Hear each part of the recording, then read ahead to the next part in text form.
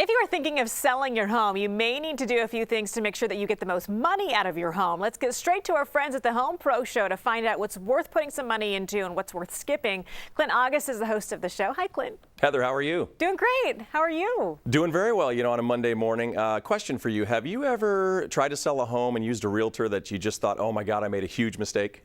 Well, I have to say, I have a husband who is a realtor, so I'm lucky in that sense, but a lot of people are out there not knowing what to do or who to turn to. Yes, that's right. And we don't all have that luxury, do we? But congratulations on that. Now, we do have Bryan from the Garrity Group this morning. How are you this morning? Good morning, great. And Greg Cantor from Murray Lampert Design, Build, Remodel. Greg, I actually went through that when I tried to sell a home about 10 years ago.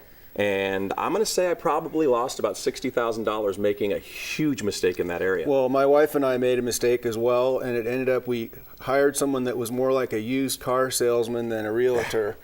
So, Bryan, tell us about what sellers should, or buyers should look for in a realtor and what you have to offer. Okay, well, Wall Street Journal did a study recently that showed that real estate agents that have 10 years or more experience are going to get you at least $25,000 more.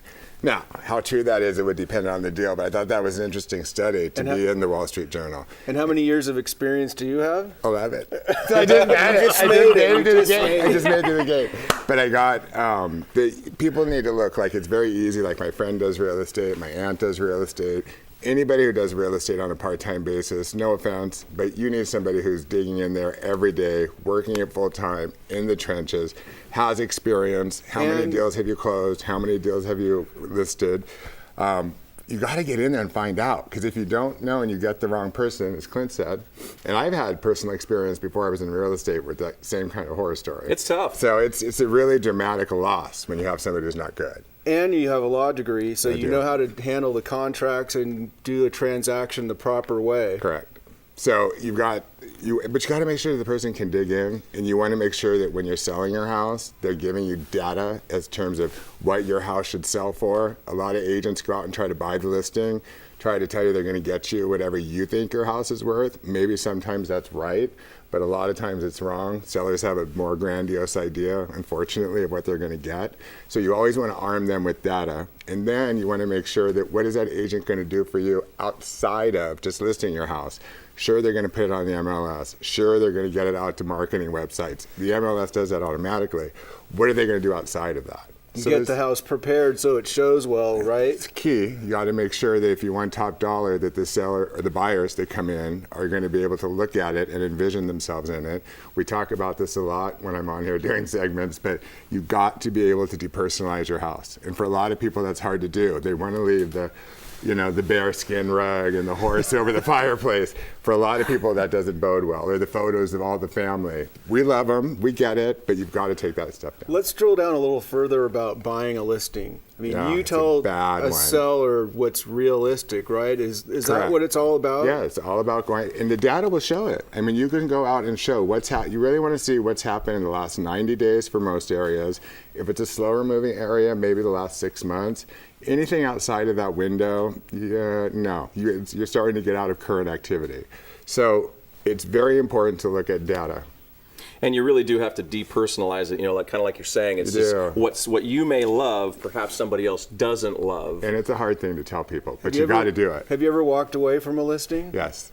Oh, wow. Yes, absolutely. All right, we have a Twitter question for you, Bryan. Sure. Our last child is going off to college. We have a big home and don't feel we need all this space, but we think the house needs some remodeling to get max dollar. Should we invest in that or sell as is? Perfect question for what we're talking about, why you need an experienced realtor.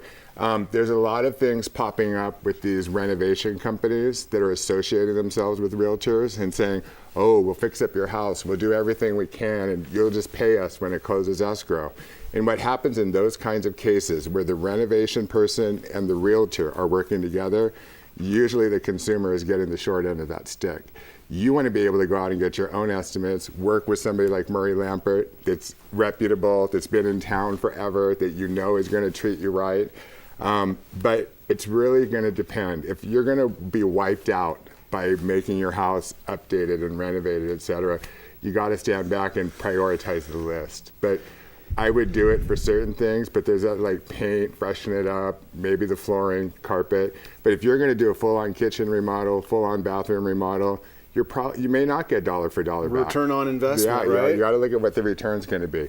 Sometimes it's easier just to clean it up, freshen up the space, and not hit a full remodel, because you're not always going to get a dollar for dollar return. All right, Brian All Garrity right, of the my Garrity friend. Group. Thank you so much, Thank Greg. you very much. Thanks, Greg. Heather, ApprovedHomePros.com. If you want to get a hold of Brian Garrity of the Garrity Group or our other pros, again, ApprovedHomePros.com. That's where you want to go. We don't all have the luxury of having a stud husband that does real estate himself. Yeah, just close the deal with him. That's true. That's true. Brian and my husband just work together in a Awesome. small world. Be nice to everyone you meet. You never know when you're going to come across them again, right? That's right. Right. All right, thanks, guys. ApprovedHomePros.com, again, is the name of that website. Thanks, guys. I do appreciate it. All right, still to come here on San Diego Living. Let's get over to, how about this story? Maybe you are not in the market for a new home, but the home you're in